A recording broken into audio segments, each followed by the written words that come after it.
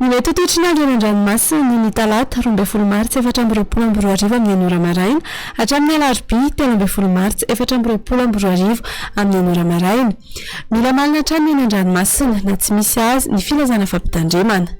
Ho an'ny morontsiraka Atsinanana, Tanjombaomby hatrany amin'ny Tanjony Angotsy, isorana Tandrifin-drahona, ho avy atsimo ny Atsimasinana Andrivotra ka ho 20 hatramin'ny 20 kilometatra isan'ora, hahatratra 7 kilometatra isan'ora indraindray na ny avaratra Voahemara, Anosiaben-dranomasina, Avononja, Antidina ny 1.5 metatra.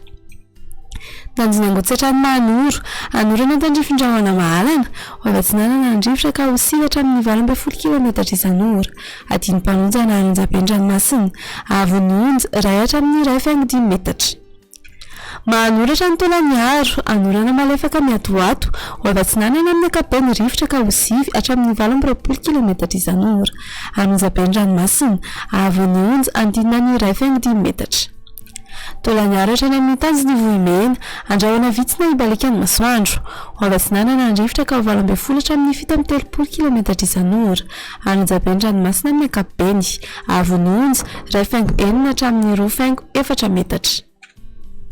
Ho an'ny morontsiraka Andrefana, Tanjony Vohimena hatrany amin'ny Tanjony Ankabo, Andrahoana Mitsitokotoko na Ibalikany Masoandro, ho avy Atsinanana na Atsimasinana Andrivotra ka ho 9 hatramin'ny 20 kilometatra isan'ora, hahatratra 20 kilometatra isan'ora ny atsimon' ny Toliara, Anosiaben-dranomasina, Avononja, 1.5 hatramin'ny 2 metatra.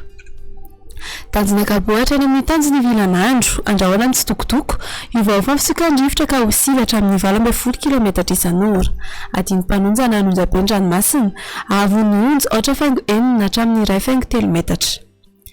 Tanjona Vilanandro hatrany Analalava, Andrahoana Mitsitokotoko na Ibalikany Masoandro, ho avy Atsinanana Andrivotra ka ho 20 hatramin'ny 20 kilometatra isan'ora ny maraina, ho avy Andrefana ny Tolakandro ka ho 9 hatramin'ny 20 kilometatra isan'ora, Otona Adino-Mpanonja ranomasina, Avononja, 8.5 hatramin'ny 1.2 metatra.